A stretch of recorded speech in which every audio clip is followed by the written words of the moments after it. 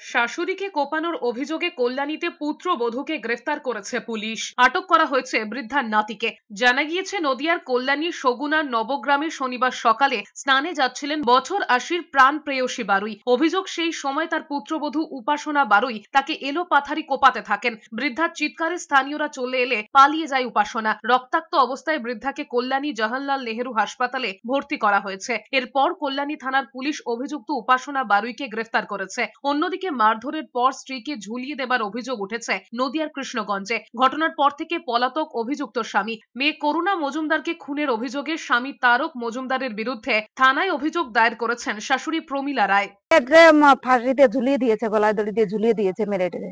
মদ খেয়েছে, মদ খায়, গাঁজা খায়, খেয়ে সেরকম রোজ রোজ মারধর করে, আগাগোড়া মারধর করে। আমার দিদি আমার বাড়িতে রাগ করে করে চলে আসে, আমার মার বাড়ি যায়। কিন্তু আমার দিদি বলেছে কোনোদিন আমি মরবো না নিজ হাতে।